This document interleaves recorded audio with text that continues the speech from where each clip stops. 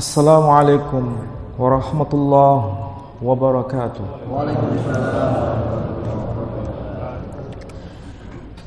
Alhamdulillahi wahda. Alhamdulillahilladzi arsala rasulahu bil huda wa dinil haqq liyudhhirahu 'ala ad-din kullih wa kafaa billahi shahida. Ashhadu an la ilaha illallah wahdahu la syarika lah wa ashhadu anna Muhammadan abduhu wa rasuluh la nabiyya ba'dah. Qala Allah ta'ala fil Qur'anil aziz, a'udzu billahi minasy syaithanir rajim. Bismillahirrahmanirrahim. Alif lam mim. Dzalikal kitabu la raiba fihi hudan lil muttaqin. الذين يؤمنون بالغيب ويقيمون الصلاة ومما رزقناهم ينفقون والذين يؤمنون بما أنزل إليك وما أنزل من قبلك وبالآخرة هم يوقنون أولئك على هدى من ربهم وأولئك هم المفلحون. Sadaqallahul azim. Bapak, Ibu, dan saudara-saudara sekalian, alhamdulillah pada pagi ini kita bisa sholat subuh berjamaah. Sholat yang disaksikan oleh para malaikat. Mudah-mudahan sholat kita diterima oleh Allah Subhanahu wa ta'ala. Pagi ini kita juga lanjutkan kajian kita dalam rangka thalabul ilm. Mudah-mudahan kebersamaan kita semua mendapat maghfirah dan rahmah dari Allah Subhanahu wa ta'ala. Bapak, Ibu, dan saudara-saudara, Al-Quranul Karim merupakan kitab suci yang terakhir. Itulah sebabnya Nabi kita Muhammad sallallahu alaihi wasallam dianggap sebagai khataman nabiyyin. Arti harfiahnya penutup para nabi. Setelah beliau tidak akan diutus nabi-nabi yang lain. Beliau adalah nabi pamuncak, nabi yang paripurna, yang menyempurnakan risalah para nabi sebelumnya. Itulah sebabnya kalau tadi panjenengan semua menyimak apa yang saya baca dari ayat-ayat Al-Quran, akan memahami bahwa risalah yang diterima oleh Nabi kita Muhammad sallallahu alaihi wasallam itu sebenarnya ada mata rantai dengan risalah para nabi yang terdahulu. Kalau tadi menyimak ayat-ayat yang tadi saya baca, salah satu ciri orang yang muttaqin, salah satu cirinya disebutkan di ayat penting ini, beriman atas apa yang diturunkan kepada beliau, yakni Al-Quranul Karim, dan beriman atas apa yang telah diturunkan kepada para nabi sebelumnya. Jadi antara Al-Quranul Karim dengan kitab-kitab sebelumnya itu membentuk semacam mata rantai. Itulah sebabnya kalau kita terjemahkan secara harfiah, salah satu ciri orang yang muttaqin, walladzina yu'minuna bima, dan orang-orang yang beriman terhadap apa unzila ilaika, yang telah diturunkan kepadamu, wa ma unzila min qablik, dan atas apa yang telah diturunkan sebelum kamu, wa bil akhiratihum yuqinun, dan pada hari akhir mereka beriman. Saudara-saudara, kalau kita cermati ayat ini, beriman pada hari akhir, yakin terhadap hari akhir, itu dikaitkan dengan beriman kepada risalah pewahyuan. Baik risalah yang diterima oleh nabi terakhir maupun risalah yang diterima para nabi sebelumnya. Itulah sebabnya kita tidak perlu kaget kalau Al-Quranul Karim itu sebetulnya merupakan ringkasan. Itulah sebabnya disebut Qur'anan. Kalau kita baca Quran, itu disebutkan istilah Qur'anan. Para ahli tafsir menyebutkan fathatain. Kita mengenalkan ada fathatain, kasrotin, domatin. Kalau dibaca Qur'anan, itu menunjukkan ringkasan dari sebuah teks. Dengan bahasa lain, Quran itu merupakan ringkasan dari semua kitab suci. Dahsyat enggak kalau begini? Jadi, kalau kita membaca Al-Quran sebenarnya membaca semua kitab suci.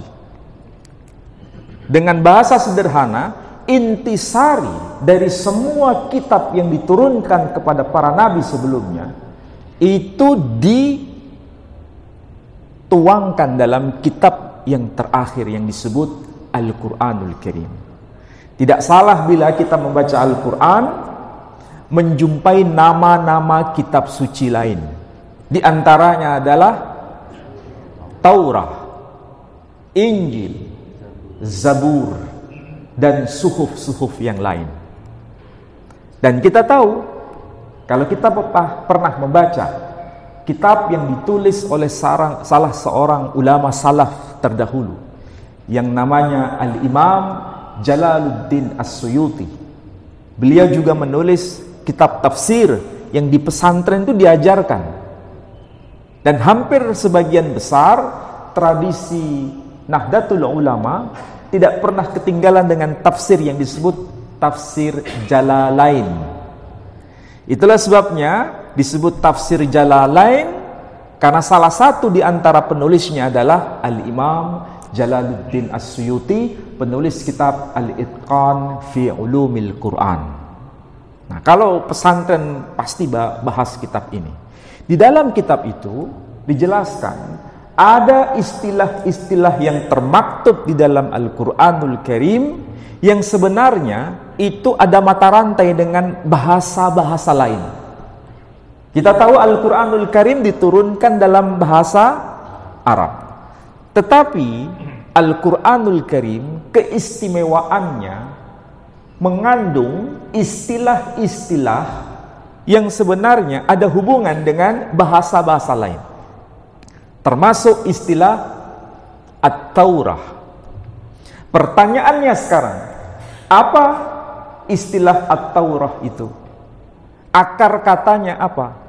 Ternyata istilah At-Taurah itu tidak ketemu bahasa Arabnya. Karena memang itu bukan bahasa Arab. Tapi istilah At-Taurah itu dari bahasa Ibrani, yakni dari kata Torah. Torah itu bendanya. Sifatnya adalah or. Orang yang mengajar Torah disebut more. Jadi kalau saya di sini, kalau dalam bahasa Ibrani tidak disebut ustadz, tapi disebut more. Karena mengajarkan bendanya. Sifatnya or. Bendanya disebut Torah. Yang mengajar disebut more. Tindakan mengajar ini disebut yara. Nah, sama seperti kalau bahasa Arab, istilah majlis diambil dari kata apa? Jalasa. Artinya apa? Duduk. Kalau bahasa Arab, majlis. Jalasa. Bahasa Indonesia, duduk. Kalau bahasa Jawa macam-macam ya. Lunggu, deprok, apalagi? Apalagi? Glosor, macam-macam. Ini keunikan bahasa. Jadi ketika kita membahas Al-Quranul Karim, tidak lepas dari bahasa.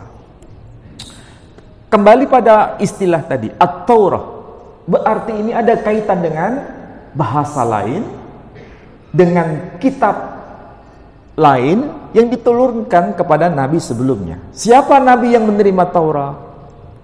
Nabi Musa alaihissalam.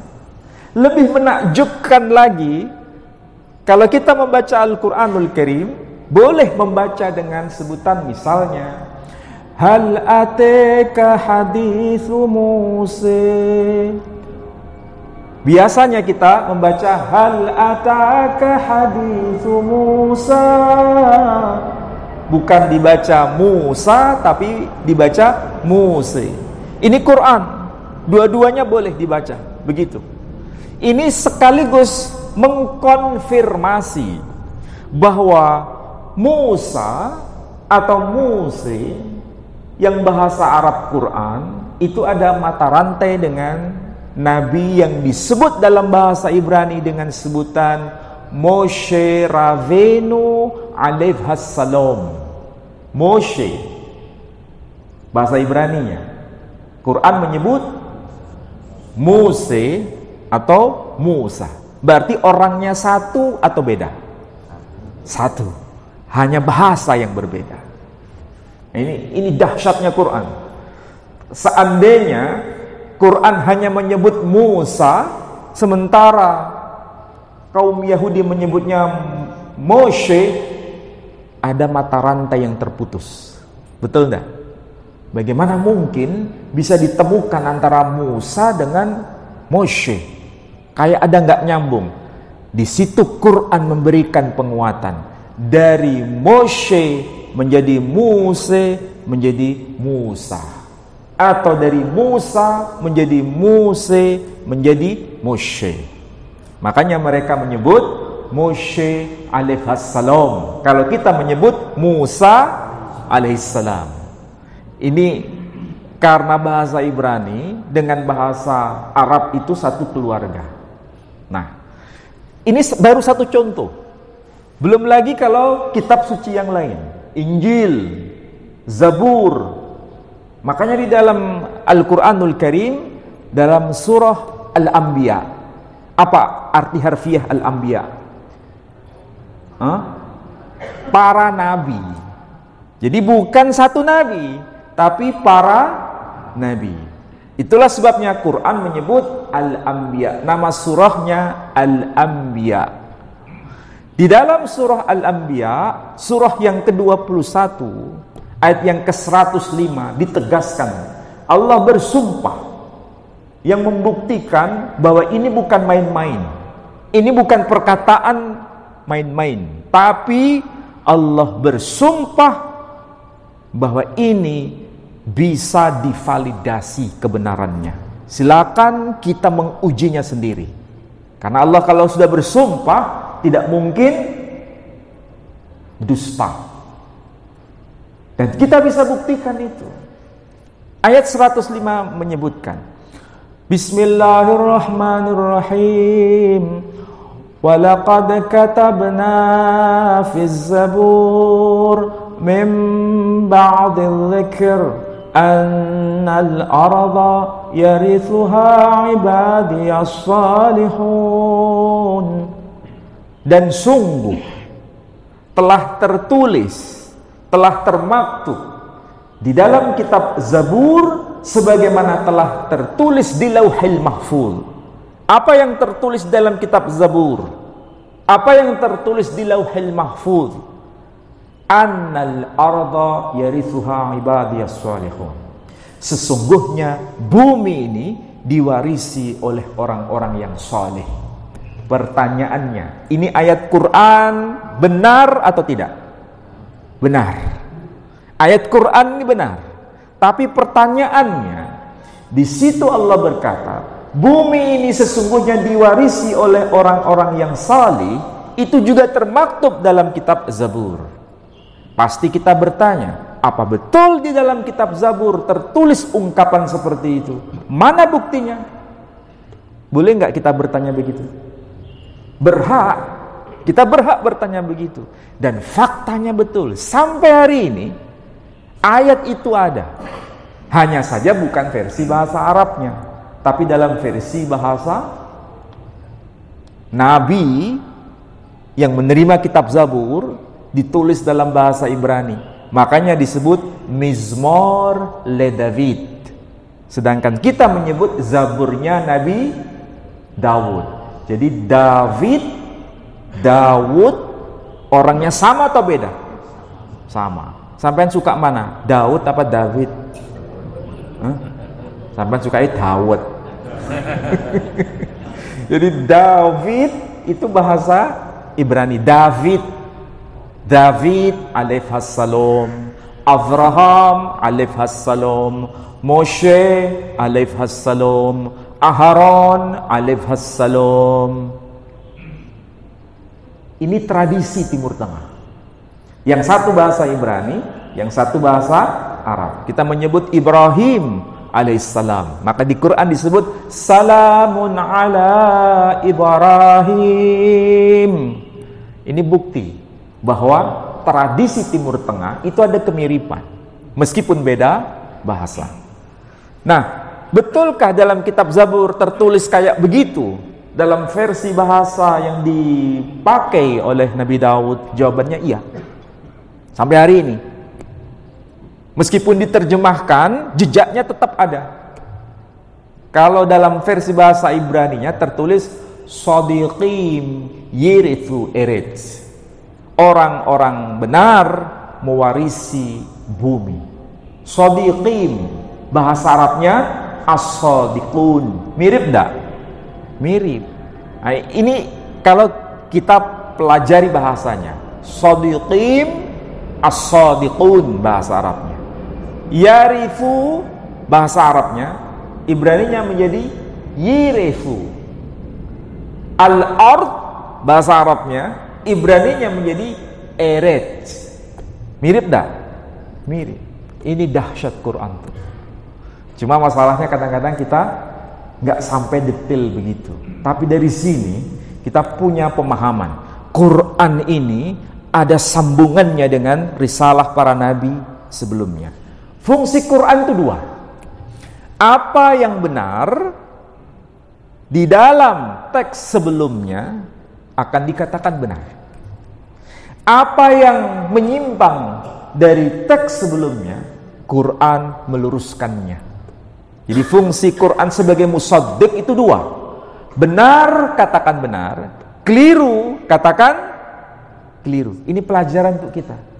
Kalau benar, apapun itu, dari siapapun itu, benar, katakan benar. Nggak boleh kita berkata kalau benar, kemudian kita katakan keliru, karena bukan dari kelompok kita. Ini pelajaran penting Quran tuh. Tapi kalau keliru, tetap katakan keliru, apapun alasannya. Jadi Quran itu begitu. Jadi kalau kita pulang dari pengajian ini, kita harus punya komitmen. Apapun itu, dari manapun itu. Kalau benar, katakan benar. Karena kebenaran itu tidak mendua. Kebenaran itu satu. Mutiara, ya, sekalipun keluar dari mulut anjing, tetap mutiara. Sampai kok tegang kayaknya. Nah. Sekaligus ini pelajaran ya. Pelajaran untuk kita bersikap gentle. Gentle dalam arti benar ya benar, salah ya salah. Tapi kebiasaan kita, kalau itu salah, yang melakukan itu dari keluarga kita sendiri, dikatakan salah atau benar? Tapi kalau orang lain melakukan kebenaran, kita katakan benar atau salah? Kadang-kadang kita ini nggak fair. Jadi yang benar adalah apapun alasannya, sekalipun bukan bagian dari kita, kalau itu benar, katakan benar. Begitu juga Quran. Nah, salah satu contoh Al-Quranul Karim, kalau kita baca dalam surah Al-Baqarah ayat yang ke-29, ayat yang ke-29 itu ada ayat yang sebetulnya mirip dengan apa yang saya bawa ini. Sampai tahu yang saya bawa ini apa? Nggak kelihatan. Nggak kelihatan kok nggak ngerti. Ini kalau dibaca itu sama seperti dengan bahasa Arab. Dibaca dari kanan ke kiri, bukan dari kiri ke kanan. Ini kalau dibaca Hatora girsa Yehudi wa girsa Shomroni behazuva. Kira-kira mirip gak dengan bahasa Arab? Mirip, disebut apa? Hatora, artinya At-Taurah. Berarti ini kitab Taurat. Girsa Yehudi, versi Yahudi, wa girsa Shomroni, dan versi Samaria, behazuva, dibandingkan. Kalau begitu, Taurat itu satu atau lebih dari satu? Lebih dari satu. Taurat itu bukan satu, tapi Taurat itu ada dua, versi Yahudi dan versi Samaria. Yahudi itu Bani Israel, Samaria itu juga Bani Israel, tapi mereka pecah. Pecahnya itu saling klaim. Menurut orang Samaria, yang asli Tauratnya Musa itu yang milik mereka, kaum Samaria. Yahudi juga begitu. Yang asli Tauratnya Musa itu versi Yahudi, sama-sama klaim. Tetapi Taurat itu sekarang tidak ada yang disebut Tauratnya Musa, karena diklaim oleh masing-masing pihak. Yang kedua belah pihak tidak sama isinya. Makanya di sini kalau versi Yahudi ada teks yang bolong-bolong, artinya nggak ada ayatnya. Di versi Samaria ada ayatnya. Bahkan saya tunjukkan versi Yahudi di sini nggak ada ayat-ayatnya, hilang. Versi Samaria lengkap. Berarti kalau begitu fakta bila Quran berkata yuharrifunal kalimah amma wadhihi, mereka telah mengganti ayat-ayat Tuhan itu, terbukti nggak dengan ini? Terbukti. Jadi Quran itu nggak pernah bohong. Quran itu kalau berkata A, faktanya ada. Tidak pernah barang bukti itu hilang. Ini barang bukti. Barang bukti ini sampai sekarang masih ada. Dan itu diamalkan oleh dua kelompok Bani Israel ini. Sampai baru tahu kalau Bani Israel itu ada pecah dua. Baru tahu sekarang kan? Makanya Tauratnya ada dua. Tauratnya itu. Nah, yang dikatakan oleh Al-Quran, kalau benar, dikatakan benar, tapi didetilkan. Contohnya apa? Surah Al-Baqarah ayat 29. Ayat 29. Di sini nggak ada bawa Quran ya? Oh ya, satu orang. Berarti semua hafid. Yang lain tuh belum hafal kayaknya bawa Quran. Oke, baik. Ayat 29 itu dikatakan apa?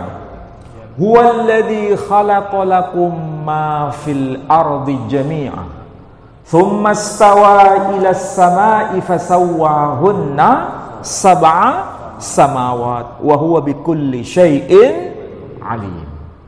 Kalau diterjemahkan secara harfiah, dialah Allah yang telah menciptakan bumi dan apapun yang ada padanya.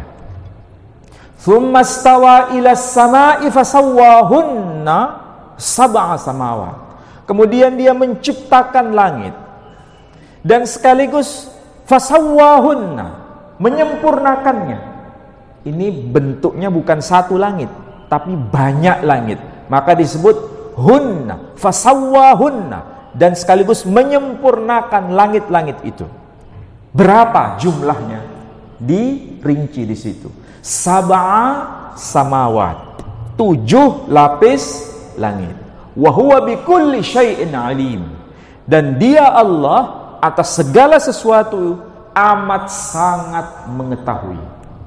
Intinya ayat itu menghabarkan kepada kita Allah pencipta langit dan bumi, dirinci 7 lapis langit.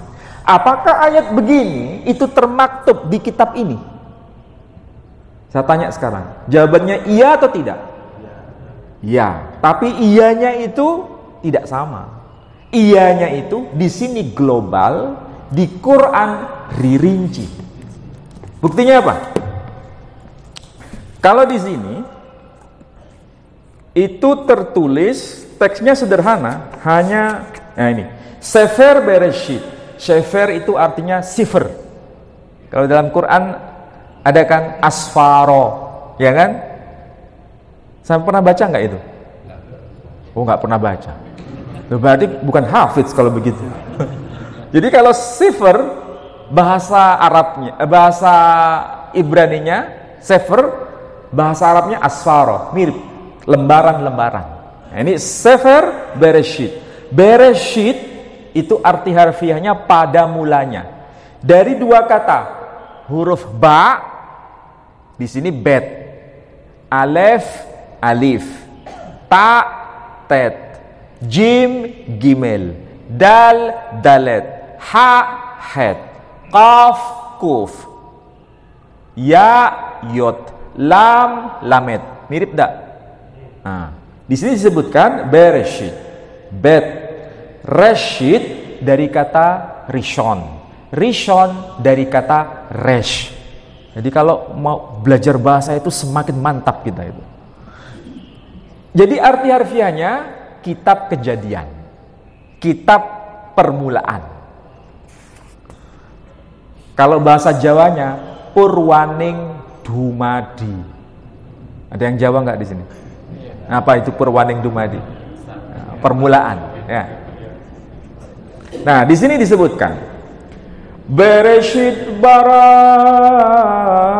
Elohim et hashamayim et haaret. Bereshit pada mulanya, bara telah mencipta, Elohim Allah. Jadi Allah pada mulanya telah mencipta. Mencipta apa? Et hashamayim, yakni langit-langit, wa et haaretz, dan juga bumi. Jadi kalau begitu di sini ada informasi Allah pencipta langit dan bumi. Memang disebutkan shemayim. Shemayim itu langit-langit, bukan satu langit, tapi langit-langit. Tapi jumlah rinciannya berapa? Nggak ada. Quran datang mengkonfirmasi jumlah langit banyak, tapi dirinci. Rinciannya berapa? 7 lapis langit. Itulah bukti Quran menyempurnakan kitab-kitab sebelumnya. Kalau sama persis, itu bukan menyempurnakan. Tapi kalau diulang, tapi dirinci, itu menjadi bukti bahwa Quran itu sebagai penyempurna. Nah, ini poin pertama. Yang kedua, apa yang termaktub di dalam Al-Quran bukan sekedar mengkonfirmasi yang benar, dikatakan benar, dan kemudian disempurnakan, dirinci, tetapi yang keliru itu diluruskan. Buktinya apa? Saya tanya sekarang. Ini singkat saja. Kalau kita baca Quran, ada nggak peristiwa satu bangsa yang dipimpin oleh Musa alaihissalam, ketika beliau mau munajat kepada Tuhannya di Bukit Tursina, bangsanya ini ditinggalkan dan ditemani oleh Nabi Harun. Bangsa ini kemudian dia melakukan kesalahan besar, yakni membuat patung sapi. Patung sapi dibuat karena ingin meniru jejak yang ada pada tradisi Mesir. Dia ingin menyerupai itu. Ini bangsa memang agak aneh ini. Diselamatkan tapi tidak bersyukur, malah kepingin seperti yang lama.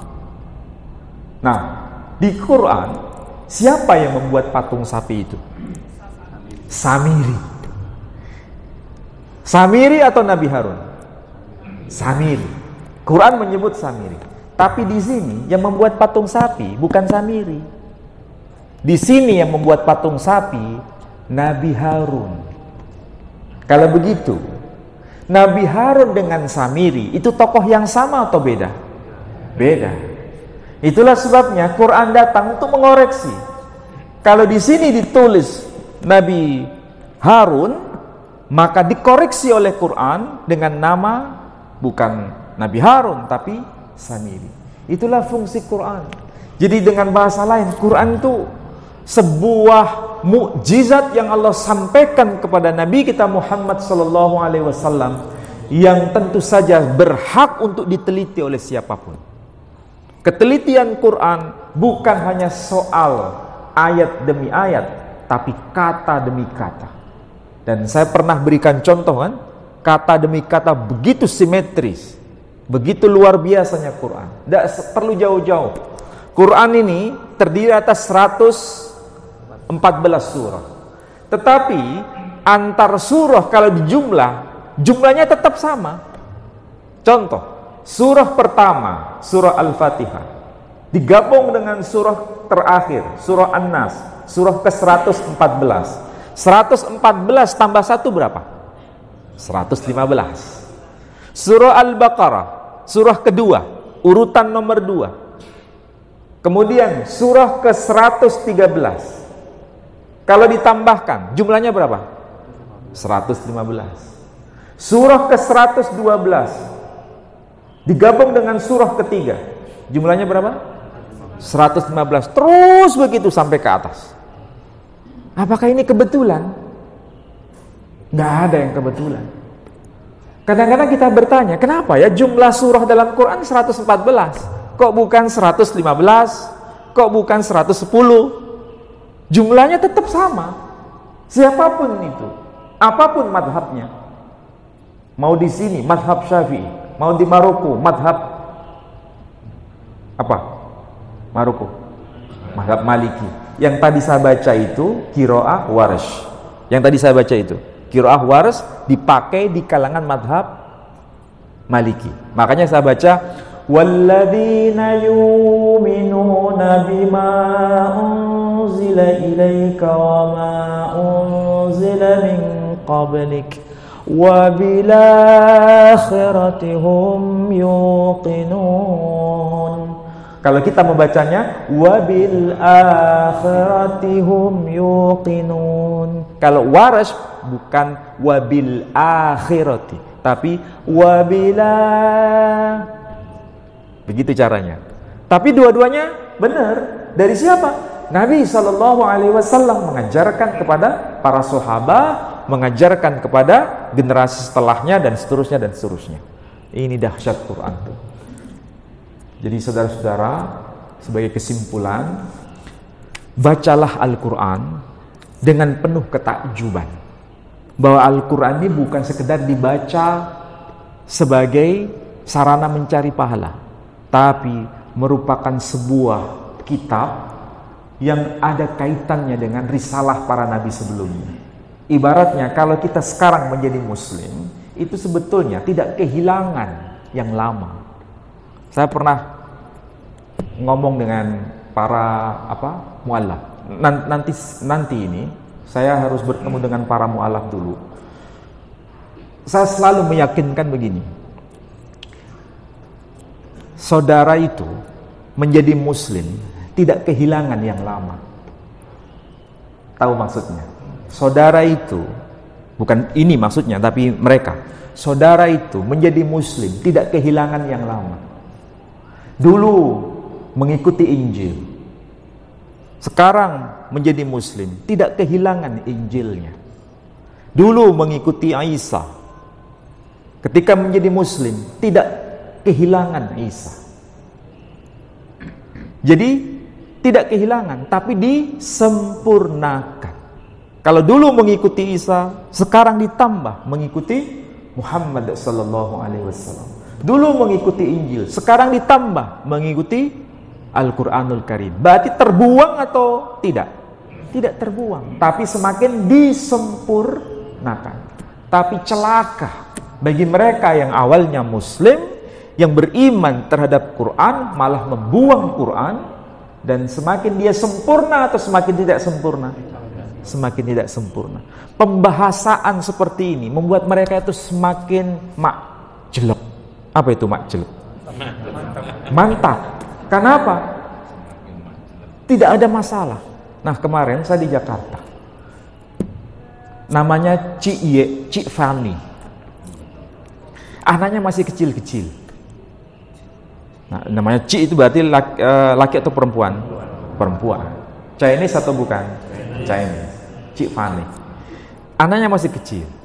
Dia sekarang mulai belajar Islam kepada saya. Saya tidak pernah mempengaruhi, enggak pernah. Cuma dia kemarin ngobrol, saya ingin mau ngobrol spesial. Tapi ada temannya di dalam mobil. Dia bicara begini. Saya sudah ngomong kepada suami mengenai keinginan saya masuk Islam itu. Tapi suami bukan melarang, tapi apakah kamu sudah siap menjadi Muslim? Sedangkan dia tetap menjadi Kristiani, lakinya itu. Anaknya sekolah di sekolah Kristen. Terus bagaimana? Apa saya harus berkata, kamu harus cepat-cepat syahadat? Enggak. Saya tidak berkata begitu. Apa kamu sudah pikirkan itu? Saya tetap menantang dia. Saya kepingin jadi muslimah. Ya, kamu belajar dulu. Jangan cepat-cepat berikrar. Tapi kalau kita ini kepinginnya apa? Wis cepat-cepat syahadat aja, gitu kan? Kalau saya enggak. Kayak ingin supaya dia itu betul-betul mantap. Pilihannya sudah tepat belum? Karena itu sebetulnya yang harus dipertanggungjawabkan. Gak mudah menuntun orang itu. Tapi perlu ada sesuatu yang bijak. Bagaimana keluarga ini bisa utuh, tetapi tidak keruh. Tapi dia bisa menjadi muslimah. Bagaimana? Jangan dijawab begini. Lah Ustadz, itu kalau menjadi muslimah, suaminya kan non-muslim. Terus ya apa ini? Harus cerai atau tidak? Ayo, ya opo. Sampean nggak ngalami itu. Saya itu ngalami begini. Kalau ini salah menangani, lari kepada ustadz yang langsung hitam putih, langsung jawabannya sederhana. Kamu harus cerai sama suamimu. Kan begitu. Ini butuh fikih peradaban. Bagaimana ini? Harus ditanyakan kepada yang mengerti. Ini gak gampang begini. Mudah-mudahan Allah Subhanahu wa taala semakin banyak orang yang menjadi muslim, dan ini sudah eranya sekarang karena begitu takjubnya Al-Quran ini. Cuma bagaimana kita menuntun mereka dengan cara yang bijak. Saya mohon doa bagi saudara-saudara. Setelah saya bertemu dengan para mualaf, saya langsung ke Palembang. Sudah ditunggu oleh Tun Dr. Mahathir Muhammad, mantan Perdana Menteri Malaysia, di sana untuk bertemu. Bicara hal-hal yang spesial. Ini kaitannya dengan marwah bangsa Asia Tenggara, terutama dengan muslim ini. Bagaimana ke depan? Mudah-mudahan saya selamat sampai tujuan. Doa-doa panjenengan saya harapkan, dan semoga kita bertemu, diperpanjang umurnya di lain kesempatan. Saya tutup dengan doa menutup majelis. Subhanakallahumma wa bihamdika asyhadu an la ilaha illa anta astaghfiruka wa atubu ilaik. Assalamualaikum warahmatullahi wabarakatuh. Waalaikumsalam.